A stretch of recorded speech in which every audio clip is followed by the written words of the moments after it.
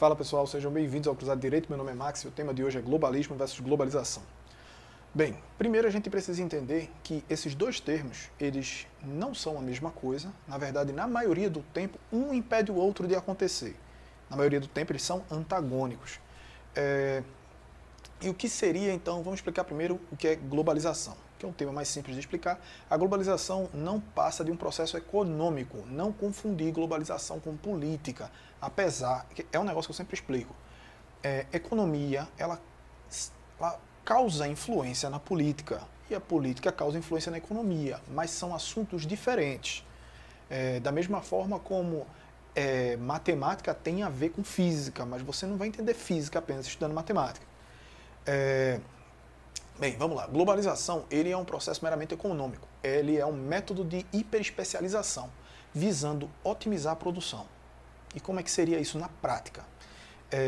Imagine que você tem uma nação A e uma nação B. E a nação A, ela é a melhor em produzir carros do mundo. Ninguém consegue produzir carros tão bons quanto a nação A. E tem a nação B, que ela é a melhor em produzir chips de computador. Mesma coisa, ninguém consegue produzir melhor do que ela. Se cada uma dessas duas nações quiser produzir tão bem tudo aquilo que todas as outras fazem, não só o chip e o carro, por exemplo, desse exemplo específico, talvez elas não produzirão nem tão bons chips, nem tão bons carros. É muito mais sensato deixar aquilo que cada um já é muito bom para fazer na mão dele. Claro, isso depende do contexto também, né? Pode ser que no caso de guerra, onde você esteja isolado, talvez seja necessário você produzir uma coisa que você não é especializado, mas entendo o exemplo. Aí, o que é que as nações fazem? Ao invés de cada um se virar para produzir aquilo que o outro também produz, e sacrificando, assim, de certa forma, aquilo que ele já é bom em produzir, que é bom não, que ele é o melhor, cada um produz aquilo que é melhor em excedente. É o suficiente para atender toda a demanda nacional e também a demanda externa. Dessa forma, por exemplo, nesse exemplo que eu dei, da nação A e da nação B, todas as duas nações terão os melhores chips de computador e os melhores carros, pois essa nação aqui produzirá carro suficiente para ela e para essa outra. E essa daqui produzirá chips de computador suficiente para ela e para a outra. De outra forma, eles não teriam nem os melhores carros nem os melhores chips. Óbvio que esse exemplo é bem limitado, pois só envolve duas nações, mas se você parar para observar como funciona a economia do mundo inteiro, você vai ver que a todo momento esse tipo de coisa ocorre e com inúmeras nações e com inúmeros produtos ao mesmo tempo. Isso é o que faz com que a gente consiga produtos tão baratos. Hoje em dia, uma pessoa pobre, uma pessoa como eu, por exemplo, tem uma vida muito melhor do que um nobre da antiguidade. Porque hoje em dia a gente tem acesso a produtos que pessoas da antiguidade jamais teriam. Globalização é aquilo que faz com que você seja um brasileiro numa praça de alimentação em Paris comendo um McDonald's que é, sei lá, feito nos Estados Unidos. Eu não sei nem se é feito nos Estados Unidos, mas você entendeu. Isso é globalização. E o que é que isso tem a ver com globalismo? Praticamente nada. O globalismo, ele é uma ideologia política que pressupõe a criação de um único governo para o planeta inteiro. Aí, só o fato de você entender que é um único governo para o planeta inteiro, você percebe que não é um fator econômico, e sim um fator político. E por que alguém iria querer ter essa ideia de criar, que é um trabalho sem tamanho, você criar um governo para o planeta inteiro? Ter um governo, às vezes, de uma nação grande já é complicado, imagine para todo o planeta, né? Bem, nós conhecemos, no momento, no xadrez geopolítico, eu pelo menos conheço apenas 3 grandes grupos globalistas, que essa palavra bem podia ser um trava-língua, né? Grandes grupos globalistas. Mas enfim, eu conheço 3, que são a Irmandade Muçulmana, o Bloco Russo-Chinês e os socialistas fabianos, ou os metacapitalistas. São a mesma coisa. Para essa explicação desse vídeo aqui sobre o globalismo, eu vou tratar muito mais, eu vou tratar, na verdade, especificamente dos socialistas fabianos. Eu não vou tratar do Bloco Russo-Chinês nem da Irmandade Muçulmana. Se você quiser entender a Irmandade Muçulmana por alto, eu não estou tratando dela especificamente, estou tratando da religião muçulmana, do Islã, do Islã como fenômeno geopolítico, naquele meu vídeo, Qual o Problema do Islã, que eu vou deixar linkado aqui, ó. Vai aparecer aqui agora.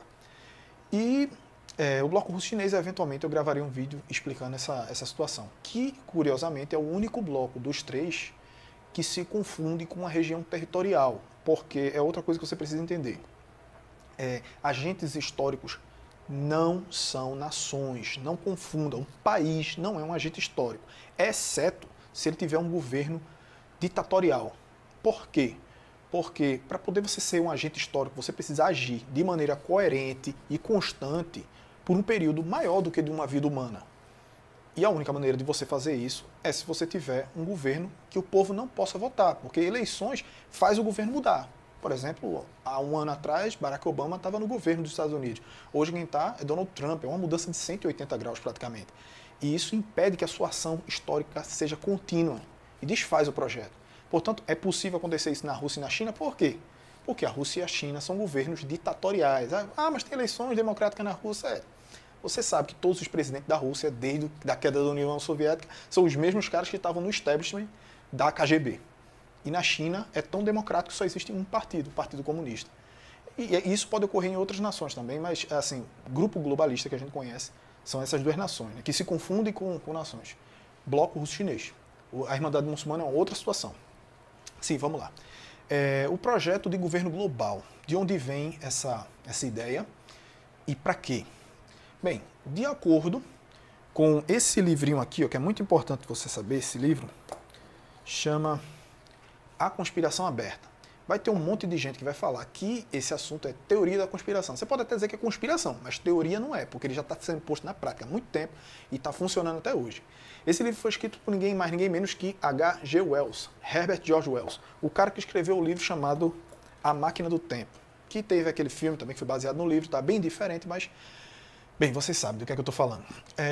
Nesse livro, A Conspiração Aberta, ele está falando de uma conspiração que não precisa ser escondida, ele diz isso abertamente para qualquer um. Esse livro foi vendido para qualquer pessoa que tivesse interesse na época dele, e até hoje em dia, né, em que ele está dando um argumento, um elogio, uma ode ao governo global.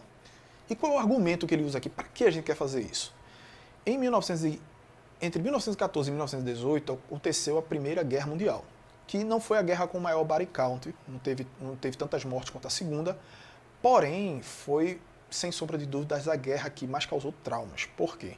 Porque era uma guerra muito suja, era uma guerra próxima, era uma guerra de trincheira, onde você passa semanas dentro de uma trincheira trocando tiro com a tropa inimiga. Dentro dessa trincheira tá lá cadáveres dos seus amigos, gente que está amputado, fezes, enfim. E às vezes você tinha que matar os seus inimigos num combate corporal, com baioneta, esse tipo de coisa. Não é mais o que acontece hoje em dia, não é tão comum assim. É claro que guerra é guerra. Ninguém está dizendo aqui que não se deveria combater. Eu não estou julgando a situação, só estou explicando para vocês. Então, o fim da Primeira Guerra causou um trauma enorme no mundo inteiro. Não só em um dos lados, mas em todo o mundo. Inclusive causou um trauma na cultura de uma maneira geral. E Herbert George Wells não estava afastado disso. Com os horrores da guerra, começou-se a pensar na possibilidade de evitar uma próxima guerra. Até porque, com o término da Primeira Guerra, ficou uma tensão latente ali, que lá na frente a gente vai descobrir que é o que vem gerar a Segunda Guerra Mundial. Algumas pessoas dizem que só existe uma guerra com um intervalo, porém, isso é irrelevante para o caso. O Herbert George Wells, junto com os fabianos, que ele fazia parte da Sociedade Fabiana, a London School of Economics, pensou, bem, então, por que acontece a guerra? Por que as nações entram em guerras? Elas entram em guerra porque as outras nações têm projetos diferentes da delas. Então a gente tem que arrumar uma maneira para que essas nações não entrem em conflito. E como a gente poderia fazer isso?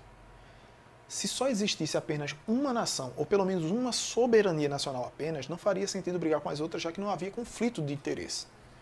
Bem, é daí que surge a ideia de governo global.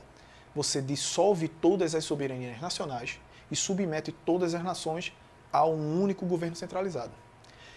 E por que a gente chama... Por que esses caras, você pode perguntar, pô, beleza, eu entendi o raciocínio deles, mas por que esse cisma, por que esse, vamos dizer assim, esse tesão no socialismo? Porque, como eu já expliquei naquele vídeo, a diferença entre socialismo e comunismo, que eu também vou deixar linkado aqui agora,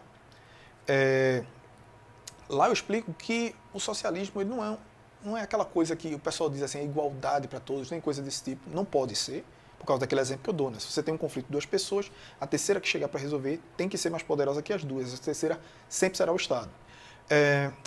Se o socialismo ele é uma amálgama de três forças, é um superpoder. Você vai juntar o poder de governo, poder político, o poder das armas, o militar, e o poder econômico num único poder só. E num governo global percebe-se que é essencial para que esse tipo de coisa aconteça. Porque não pode haver votação num governo global. As pessoas não podem sair escolhendo seus líderes. Porque, como eu disse, tem que ser coerente. Tem que ser uma ação tem que ser uma ação perene pela história. E isso tem que ser coeso e durar por mais de uma vida, né? Mesmo nem só para a manutenção desse governo, mas até para a criação dele. É aí onde entra o socialismo. E você pergunta também, de onde é que vem esse nome Fabiano? Por que Fabiano? Para quem não sabe, o socialismo fabiano, ele tem esse nome por causa da tática do general romano chamado Quintus Maximus Fábio. Eu acho que é isso. Que era um general que ele conseguiu enfrentar as tropas cartaginesas que estavam fazendo resistência a Roma e quase derrubavam o Império Romano. E para conseguir combatê-los, ele usou a tática da procrastinação. Ele ficava adiando o combate, fazendo pequenos combates com o mínimo de atrito possível, até garantindo as poucas vitórias, até que chegou um momento em que ele conseguiu vencer o general cartaginês Aníbal. A tática dos fabianos é mais ou menos a mesma. Você não vai ver um fabiano, por exemplo, na frente de uma tropa de Black Bloc quebrando vidro de banco, coisa desse tipo. O que um socialista fabiano faz é basicamente financiar movimentos desse tipo. O que ele faz metaforicamente falando, é usar esses movimentos como um ariete. Sabe aquele negócio que a gente usa, que a polícia usa para poder invadir algum local onde tem refém ou alguma coisa? Tem que derrubar uma porta, aquela madeira pesada, pronto, aquilo é um ariete. O que os fabianos fazem é financiar esses movimentos que são anti a nossa cultura ocidental para usá-los como ariete, para que eles batam, derrubem as porteiras e daí entre o que eles querem, né? Que é a destruição da sociedade ocidental. Mas por que eles iriam querer destruir essa sociedade ocidental? Por que eles querem destruir os nossos valores? Bem, eu posso dar as palavras do próprio H.G. Wells aqui no livro dele. Veja só. Aqui. Pronto. Isso é H.G. Wells falando. Viu? Abre aspas. Estamos enxergando cada vez mais claramente que certas tradições estabelecidas que compuseram a estrutura dos relacionamentos humanos por séculos não são apenas não tão convenientes, mas positivamente prejudiciais e perigosas. E ainda assim não sabemos como nos livrar dessas tradições, desses hábitos do comportamento social que nos dominam. Menor ainda é nossa capacidade de afirmar e de colocar em prática as novas concepções de conduta e obrigação que devem substituí-las. Fecha aspas. Ou seja, ele deixou claro aqui que alguns dos nossos hábitos, algumas das nossas culturas, a maneira da gente de enxergar o mundo está ultrapassada e vai atrapalhar o projeto de governo global. Portanto, esses hábitos devem ser destruídos e substituídos. Até porque todo mundo, como bem dizia Nietzsche, né, você só destrói completamente aquilo que você substitui. E também é uma coisa que vocês precisam entender, no tabuleiro geopolítico não existe vácuo de poder, tá? Sempre que você tira alguma coisa, outra vai entrar no lugar. Se você promove a destruição da civilização ocidental, alguma outra coisa entra no lugar desse modelo civilizacional. Ele não vai ficar simplesmente vazio. É uma coisa que o anarcocapitalista precisa entender, mas, enfim, eu não sei porque eles não entendem isso. Mas vamos lá.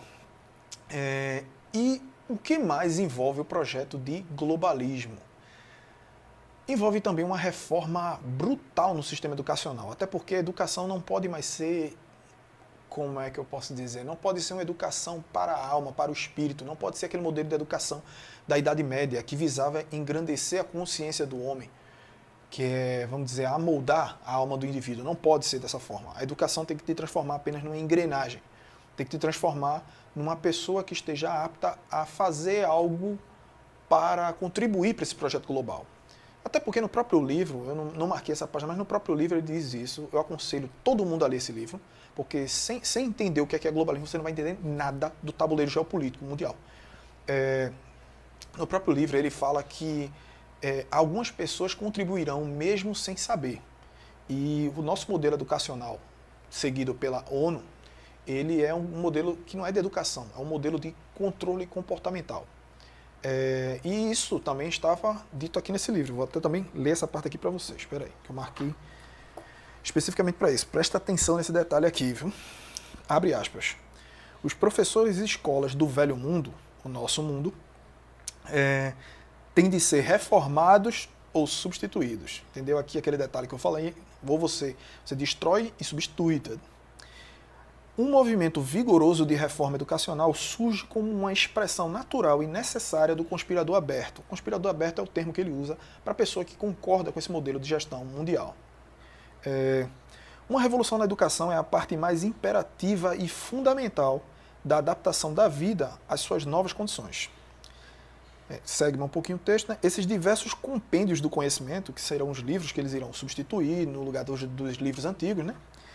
Esses diversos compêndios do conhecimento moderno da vida permearão e substituirão os livros didáticos e desaparecerão como uma classe separada de livros.